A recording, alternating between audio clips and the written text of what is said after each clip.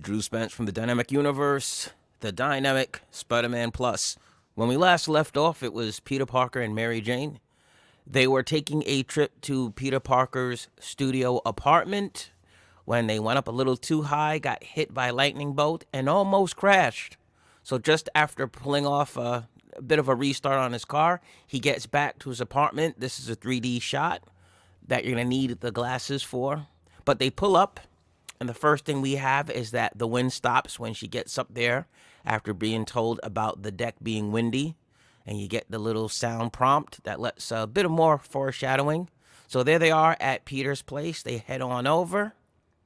She has her last little quip about calling him Peter Pauper. You know, it's traditional that in almost every Spider-Man story, the kids come up with a funny name for Peter Parker that kind of goofs on him. But so he comes up with one, calls her Plain Jane, and they enter his apartment. So she is Radical. This is Radical Tech is a company that I support called Radical Technologies. They make one of my favorite synthesizers ever. So begin to slide in a little bit. It's a little sub-reference. No one is meant to know that besides me, but I slide that in. And that basically becomes her exclamation, like saying excellent or awesome. So she says Radical Tech. That's just, in this universe, it's just her slang for seeing something that's cool. So, he's got old school equipment. The same idea is being commandeered and played with. They enter the place, and of course, I've got little Easter eggs here. That's an album cover poster on the wall. A lot of equipment, and he's here. So, Mary Jane is talking a little bit about, what happened with the event Cataclysmic and how life reset. This is a little interesting note. So how Pete got into the school, he did a science project that calculated the dilation as a result of the event. And 7 minutes is like the Earth has been shifted 7 minutes behind in time. So that actually is going to come up way later in the story as another point.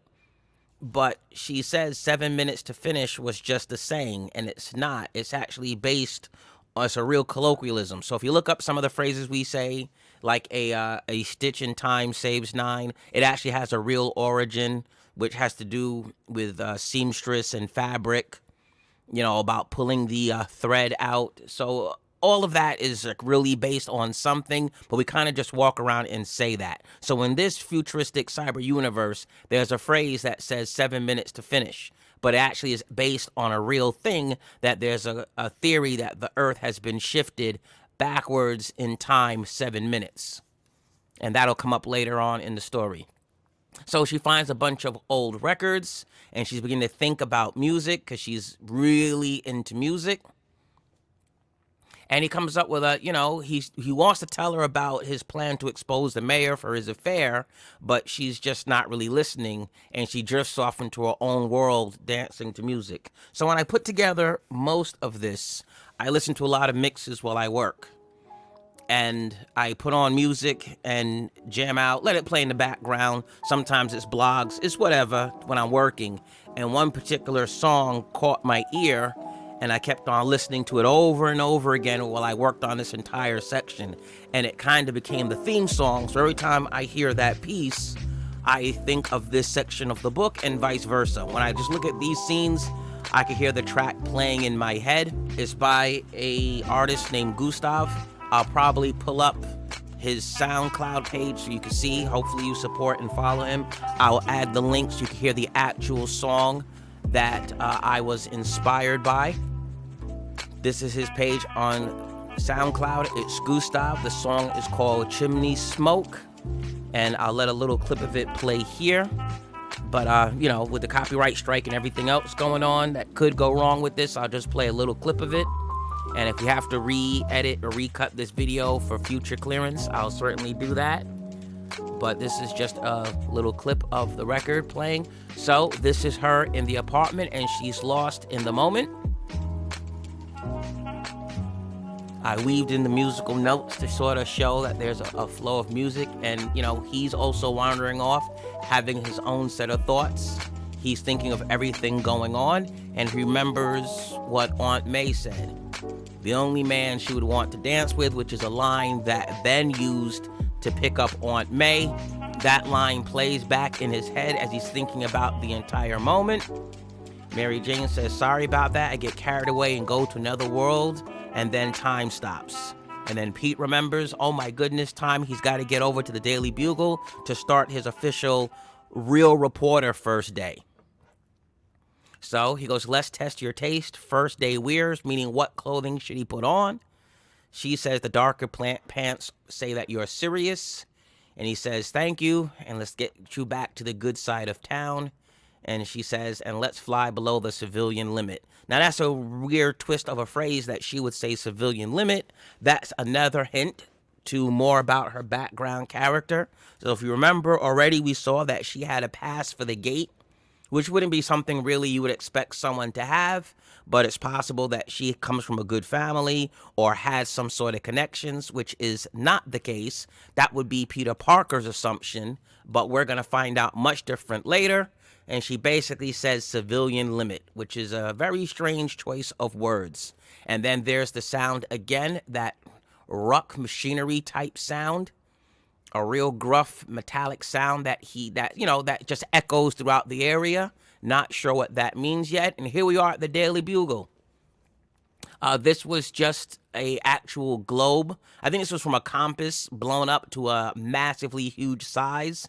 And then there's a real bugle that took forever to get working and get it all together. But that becomes the logo. And I laid out the letters to just be the bugle. This isn't Photoshop. This is actually a true giant logo. It's needed because in future stories, hint, hint, there'll probably be a moment when, he's got to be up here and they might have a fight here. And you can imagine cool things happening, but it's a real place we created. So this is his first day in the office, deep breath. Peter Parker, you could do this, talking to himself. And he comes up and he bumps into, I like this. He goes, Peter Parker reporting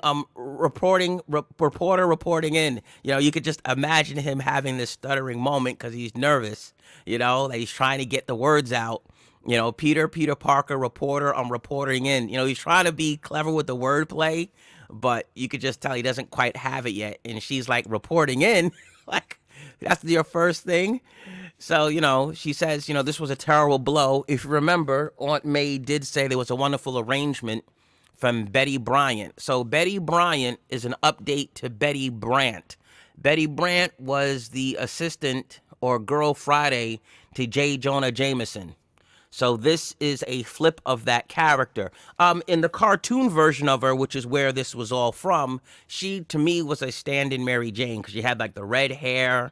She was always nice to Peter. So I felt like she was like a pseudo Mary Jane in that book. So I kind of wanted something like that. I kind of wanted her to be more tied. I don't know. It's in between. I want her a little bit tied to Peter, but also tied to J. Jonah. So I kind of wanted her in the middle, not like a complete scrub, but at the same time, she has a little bit of her own agency. So I flipped the name. I kept the double B so that it would be, Betty Bryant instead of Betty Brant. And that's it.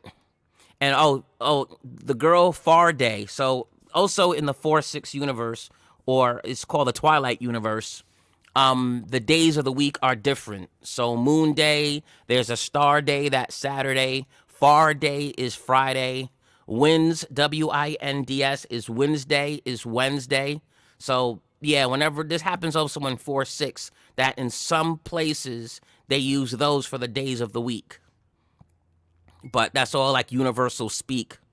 So, she says Ben was harboring such a cute little spud. And then here's the bellows comes out.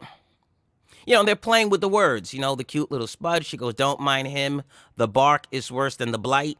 So, bark is a play on the tree. So everyone is clever. This is, the publishing universe where everyone's a little bit clever when it comes to wordplay. So she says bark, which is the bark for the dog, where they say the bark is worse than the bite. But this, she says the bark is worse than the blight, talking about tree and diseases. Don't let it spread. So he catches on what she's talking about, and he says, yeah, nip it in the bud. and then nip it in the bud, he thinks about the phrase of flowers, and that reminds him to thank her for the flowers that she sent for Ben's passing. So there's a lot of little clever things happening with the language in this universe too, which of course ties back into music, the cleverness, the way people communicate is different because this is a cyber futuristic universe. It's not quite. Most of this is translated so that we can understand it, but for the most part, there's a bit more of a spin and emphasis on the English language. So, he says, Parker, where you been? Mr. Jameson, sir, it's not even 4 yet. And then he says, well, then you're early and late at the same time. I love that phrase. You're early and late at the same time. So now he's basically, not really happy with Parker. And he's basically asking him all sorts of things that's going on.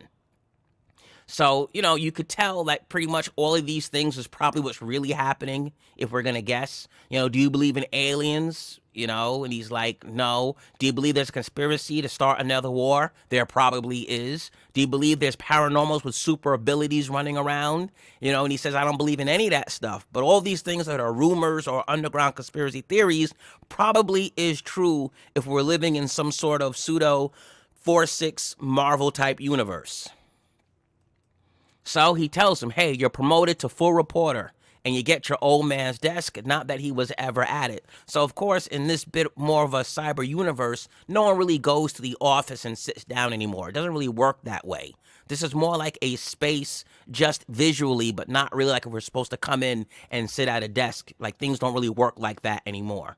And it's evening now, so he wouldn't be there working all day. So this is the part leading into the next section of the book, which is kind of important. So Peter Parker's first story is the terrorist attack last week on the Sinful building. Now that's got to be ringing a bell because that's the attack that Ben lost his life in. The attack on the building is when he was having the interview, the building was shaking. That was this exact moment, and they're saying, hey, there's a big fail on all the recorders, so no one saw what happened. So all it is a story that everyone is reporting of what occurred, but no one really knows yet. So he says, cop lady seen the whole thing before she got whammoed. Fresh out the coma and barely hanging on. Get over there and get me a quote for the front page, something big. So now Peter Parker has his first assignment, and you can see him like just looking at it, because he's frozen in this moment is because this is when Ben passed. This is the exact accident that took the life of his Uncle Ben. And now his first reporter assignment is to go find out what happened. And here he is. This is that moment I'm trying to capture. Although Jameson's just thinking, get me a story, get me a lead, he completely went oblivious to the connecting strands. But Peter Parker gets it that, oh my goodness, you're asking me to do what? So this is a crazy moment, and you could tell he's affected by it. And he says it's ironic the guy with the biggest heart dies from a heart attack. He pulled all those people out the fire. What a true hero. Saving lives right to the end. God bless him. So this is the official story that the Sinful Corporation put out. That there was some sort of terrorist attack on the building, and Ben Parker was there saving people in this fire, and he was this hero, and his heart gave out. So that's a story that everyone's been reporting, including the Bugle. Everyone believes that's how he passed. No one knows that, it was one of their drones that was trying to stop him or interfere with his movement. He took a shock from it, and it induced a heart attack. And he would have tried to go for his pills, and the evil Victoria, who's the corporate liaison / some sort of, corporate head honcho, kept him from taking his heart medicine, and he did not recover. So this is, again, part of the story that's been put out there. And it's still in a moment of grief. He says, Mr. Jameson, thank you for doing such a nice obituary. And he just pauses for a second and says, Parker, yes, sir? And he erupts on him. Why are you still here? Get out and get me that quote. So now we know what Peter Parker's first assignment's going to be for the Bugle. That's what's coming up next. We should be on the last chapter of issue 3. So we're going to end with that for now.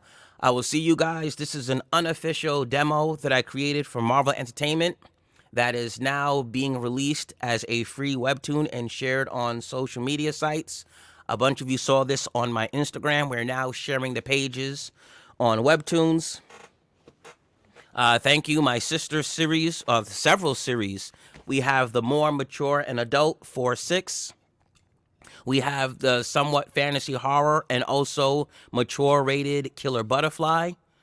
And there's also Mark of the Griffin, which is also mature in development. That's also a web series that I filmed, so you can see that also on this channel. Thank you for Guustavv for making such an incredible track that did inspire part of this. I will see all of you next week.